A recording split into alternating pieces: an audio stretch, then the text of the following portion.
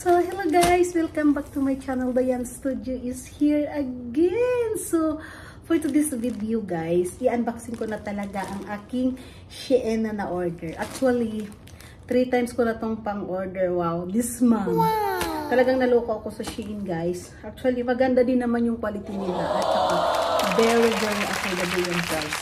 So, ngayon naisipan kong i-unboxing to. Unlike before na na-order ko. Kasi guys, dati kasi very excited talaga akong isusuot na yun. Pero ngayon, it's my first time na nag-order ako ng mga panglalaki. Yes. First time kong nag-order kay Cutie Pie guys.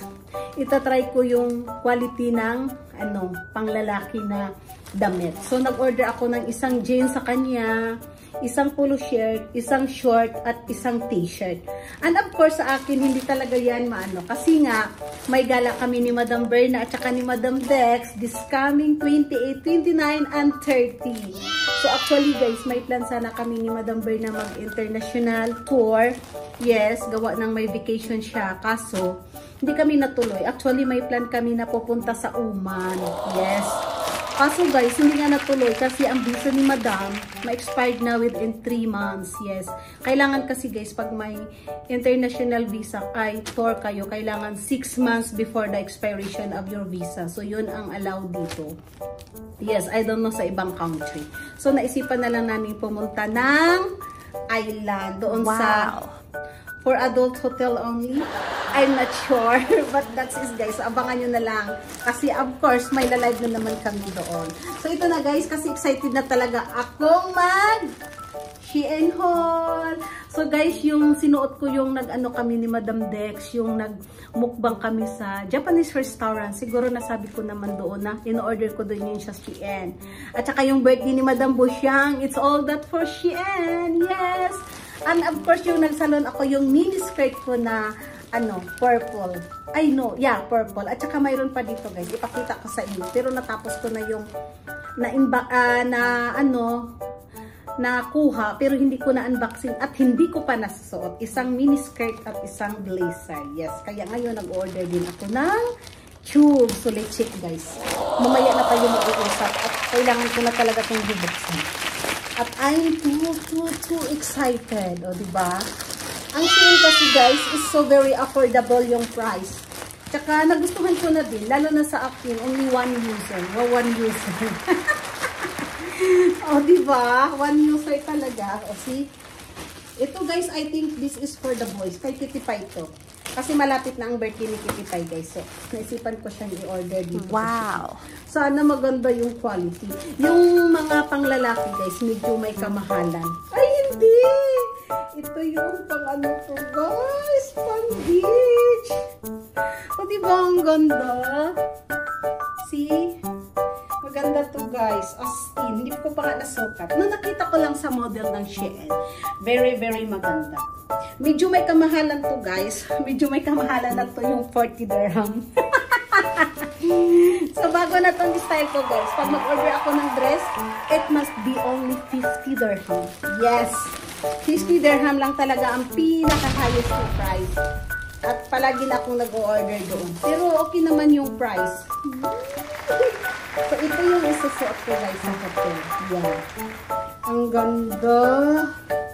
Isusukat ko pala ito. Isusukat ko guys, hindi makita ko sa inyo. See? Ito guys. Oh my God! Very sexy. Look at the back. Sana I'm looking payat-payat this one. O diba guys? Ipapakita ko to sa inyo guys pag isusuot ko na. This coming 28. O diba? At saka ito yung pang beach ko. Actually, nag-order ako ng 2 pang beach guys. Kasi nga, 3 days kami doon. 3 days and 2 nights. Yes!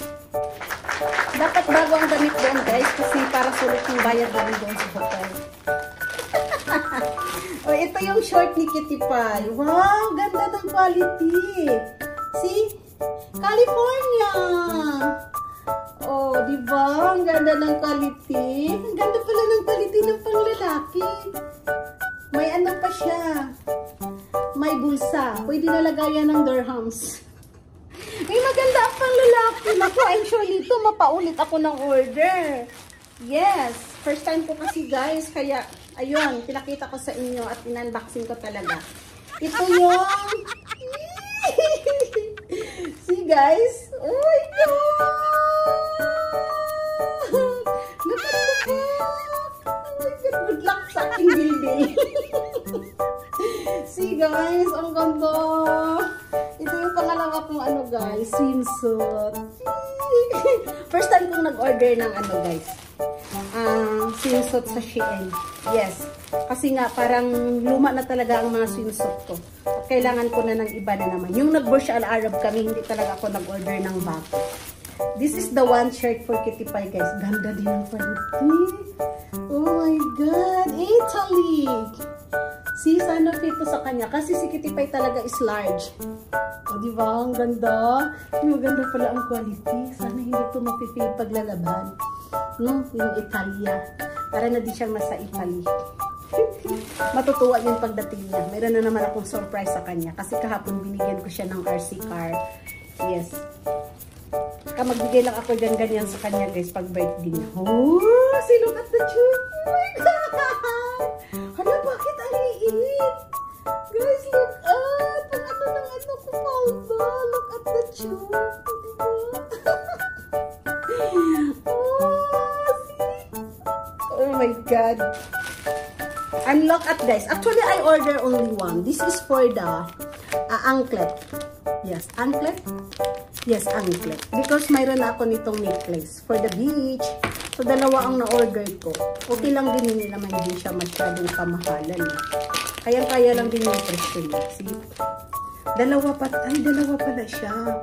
So, ito yun guys. Ay, ang dami. Ang dami niya guys. Tsaka mayroon na akong dalawang necklace nito na pang beach din. O, diba ang IT? O, diba? Ay, ito na yung jeans ni Kitty Pie guys. Ito yung jeans niya.